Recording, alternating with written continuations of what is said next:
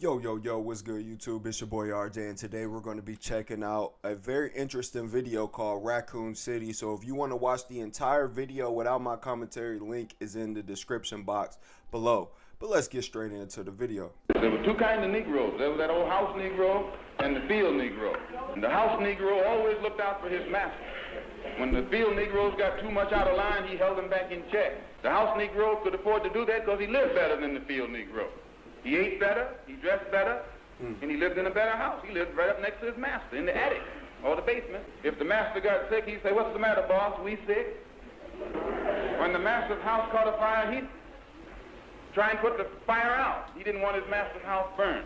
As the days go on, y'all, I'm slowly realizing that all skin folk is not kinfolk. In 2025, bootlicking is on the rise and it's bad. I know this might sound wild, but personally, I hold a racist white person to a higher standard than I do a raccoon. At least from the eye test, I can tell you don't like me. As of lately, though, with the result of Charlie Kirk getting put on a t-shirt, so many raccoons have been coming out of the woodworks. Charlie was shot because he's honest and people listen to him. Even if you believe he was wrong about every single thing that ever left that man's mouth, he was shot because he's honest. Charlie Kirk was a civil rights leader. He inspired millions of young Americans to get more involved in politics. He believed in God, his country, and took care of his family, and inspired millions of people. Listen, folks, Charlie might be gone now, but make no mistake, he's in the hands of the Almighty.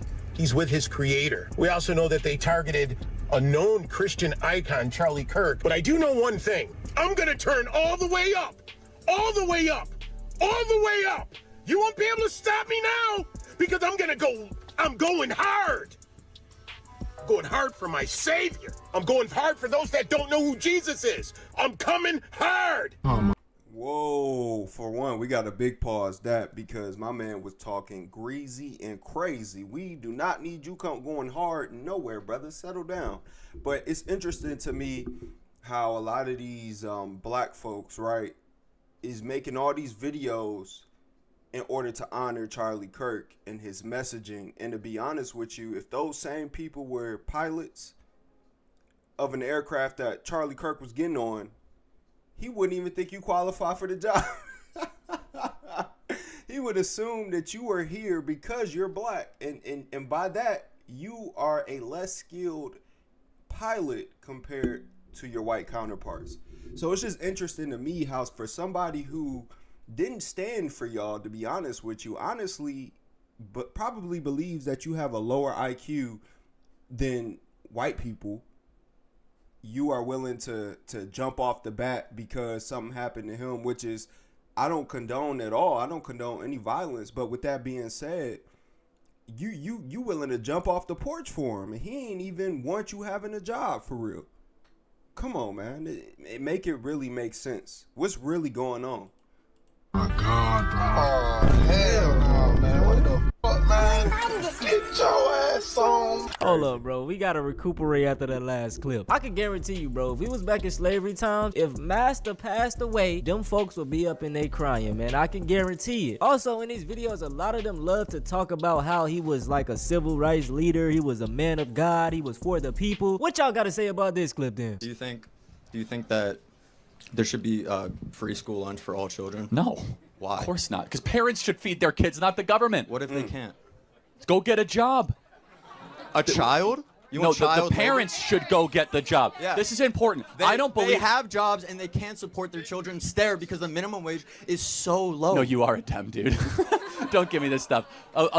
First of all, this is really... I want children to eat? Of course I do. Show me a single child in America going hungry. Doesn't exist. I don't want to make this a Charlie Kirk video, but it's like, man, how can you explain clips like this? It shows you how out of touch this man was with reality. I went to school in a low poverty area. It was a lot of kids there that depended on those free lunches, those free breakfasts that the school offered. And even just going to the store nowadays, I'm well off for myself. Me and my family, we make good money, but groceries take out a big chunk of our money. And then you wonder why health problems are rampant in the black community. High blood pressure, diabetes, heart problems, cancer. This stuff comes from having to eat bad, low quality, cheap type of foods. According to Feed America, nearly 14 million children face hunger in 2023, bruh. You know what's crazy? I'm so glad he pulled that statistic up because I was literally just about to say that. He stole the words right out of my mouth. There are millions of kids out here that are hungry every single day and don't have access to nutritional meals. We not talking about bags of chips. We talking about vegetables, fruit, dairy, grain, having your whole nutritious value. Because guess what? When you go to the grocery store, go ahead and go to the vegetable aisle. Go ahead and go to the fruit aisle and see how much it costs per pound for some vegetables. And then go over to the bag of chips aisle or the cupcake aisle and see how much a box of cupcakes costs. It's not adding up. And so there are things in place to make sure the kids get their nutritional value, and that is in school. I don't see why that's a big problem, making sure that the kids of America are fed. What is so hard to wrap our mind around that when we obviously have a problem? Come on now. Like, that's what makes me think, what are these people really playing for?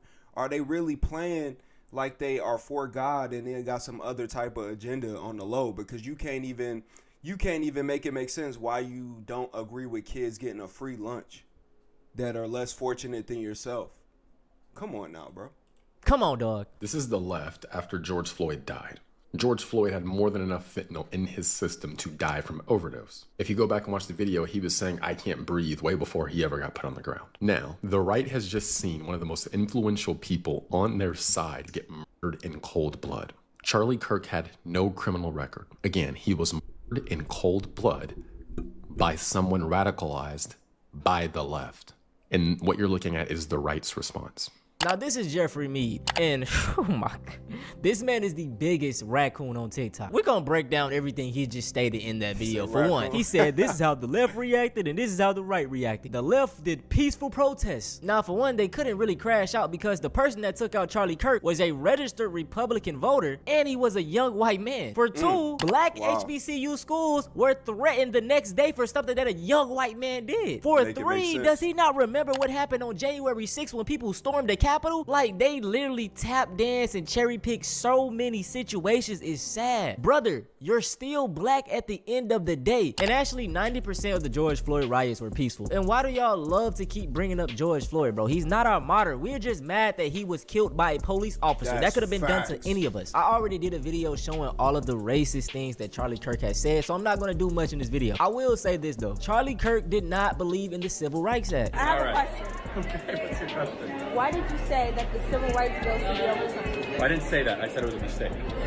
Why? That's crazy. Now you gotta figure it out. I wouldn't be here. That's trouble. Exactly. We note in our piece that Kirk describes King as, quote, a bad guy. It's true. And Kirk's self-described very, very radical view that the country made a mistake when it passed the Civil Rights Act. Also true. As we note in the piece, Kirk has previously described Kirk as a hero and a civil rights icon. It's true. I used to be wrong. What inspired Kirk to shift his view on MLK? Why does Kirk think that MLK is a bad guy? When Kirk says that MLK says, quote, one good thing he didn't believe, what does he mean by that? Why does Kirk believe passing the Civil Rights Act was a mistake? Now, again, apparently they don't listen to the show because we do that at least once a week, right? Once a week we talk about why the Civil Rights Act was a mistake. It's so ironic because the same law that Charlie Kirk was going against is the only reason why they have the ability to do the things they're doing today. They can vote for... That's so facts. It's crazy. In Charlie Kirk's world, anybody who is not white, male or female, I believe it don't matter to him. If they have a job that pays well, see, he's not fighting for people to get, black and brown people to become, cashiers at McDonald's. He's not fighting for people to be garbage men. He's fighting to make sure that the upper echelon of jobs, right, that people are making generational wealth or that require a higher education, he's trying to fight and promote, or he was trying to fight and promote for those jobs, right, to stay a certain demographic.